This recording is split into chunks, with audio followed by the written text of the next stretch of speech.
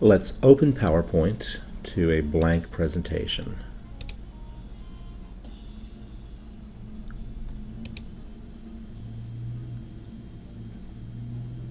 The first thing we're going to do is close design ideas or anything else that may be cluttering up the screen. Now we're going to change the size and orientation of our slide to match our worksheet. So we're going to make it portrait and paper size. To do that, we're going to go to View, Slide Master, and under Slide Size, we're going to select Custom Slide Size, select Portrait, make it 8.5 by 11, and we'll select Ensure Fit.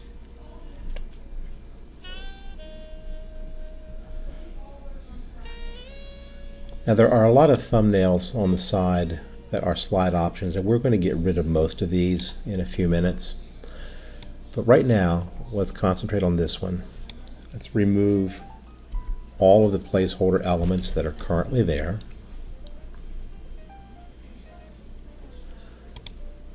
We're going to insert a picture from this device. The picture is going to be our worksheet.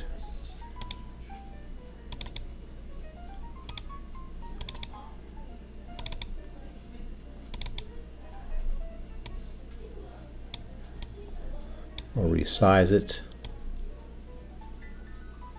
I'm going to leave space at the top to put a name in. The red dotted line indicates that we're centered in the page. So that's number one. Number two, I'm going to insert a placeholder that will be the student's name. So under Insert Placeholder, I'm going to select Text,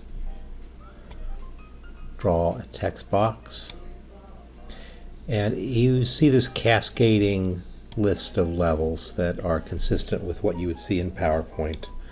I'm just going to select and delete those, backspace to get rid of the bullet, and I'm going to make this 24 point. I'm going to make it bold, and instead of click to edit type styles, I'm going to type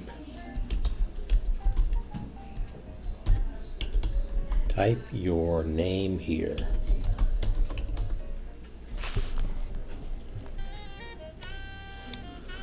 Okay. And I'm going to make that fill just slightly gray so it stands out a little bit. Now, if you want, you can add a label for that. I'll do that through Insert and Shapes. Choose a rectangle, draw a rectangle, right click and select Edit Text.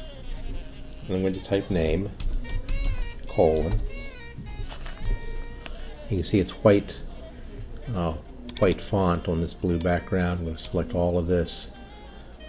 The font color I'm going to make black, bold, and maybe 24 point, and I'm going to align it all the way to the right. Now under this fill properties, I'm going to select no fill, no outline. So now when the student opens this, they'll see a field they can type their name in. They'll see this field that labels the name. Their worksheet will be here, but the only thing they'll be able to do with this is type name. So I'm going to now insert that as a layout.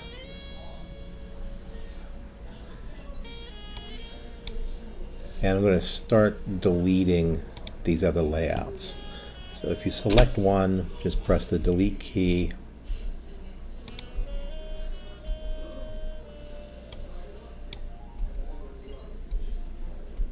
You're deleting them all. So all I'm left with is this. Now I'm going to close the master view. Now, these placeholders are here because there was a slide over here when we went to edit the master view. So our new things didn't impact this. But if we select new slide and then delete this one, we'll be left with a slide that we can now use for our worksheet. Now we're going to add the drag and drop elements. We're back in PowerPoint, out of the slide master. I'm going to insert pictures from this device. I'm going to select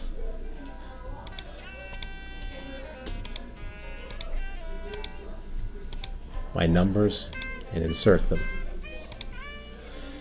They're grouped together, and while they're grouped together, I can resize them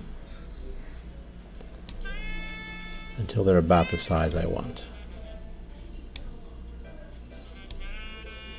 I think that'll work.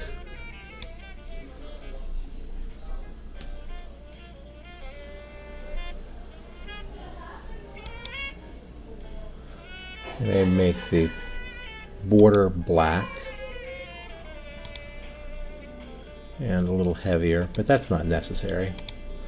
So I'm going to deselect and grab my 1. Now there are 2 ones. I'm going to make 1 extra of each number. So I'm going to select, copy, paste. Now to stack these up one on top of the other, I'm going to draw a box around it to select all 3 things. Align center, align middle, and now my 3 ones are together. Move these out of the way.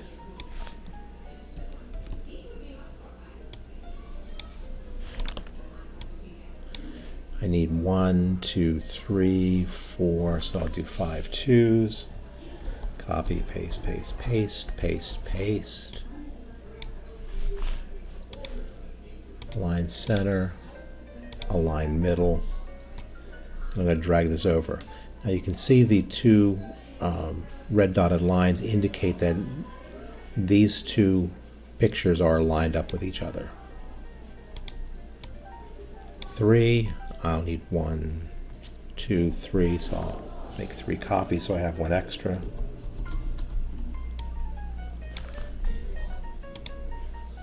Align center, align middle. Now, the red dotted lines indicate that my 1, 2, and 3 are lined up.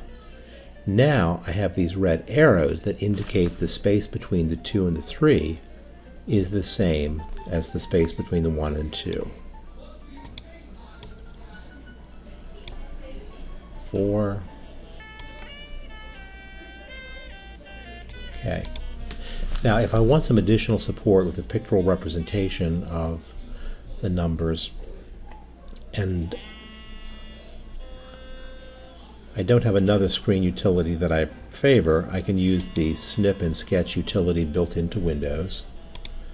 Select a new Snip and Sketch, and I'm going to take a picture of 1 apple, copy it, close this window, paste this in, and I'm going to move it over here. Now I'll do the same thing for the rest of the apples and numbers. New,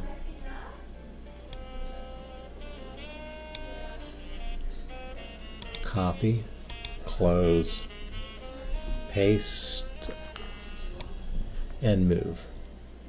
Now you can see that I'm lined up with the 2, and the right sides of my apples are lined up.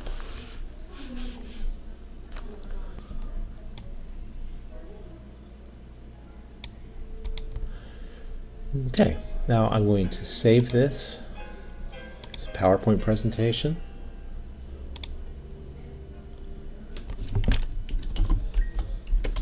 Addition 1 to 5 apples.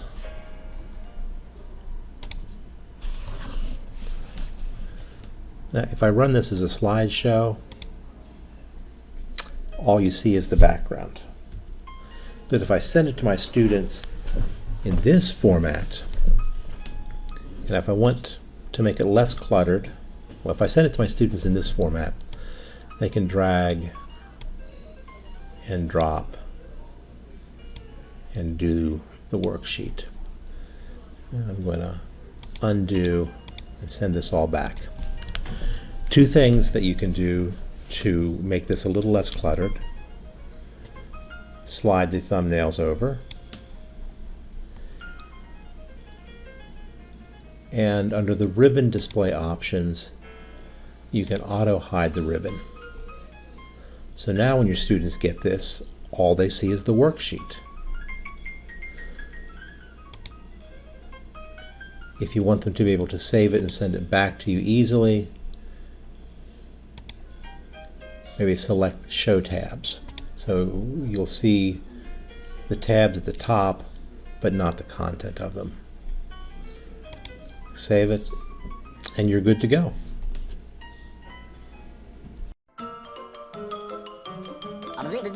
That's all, folks.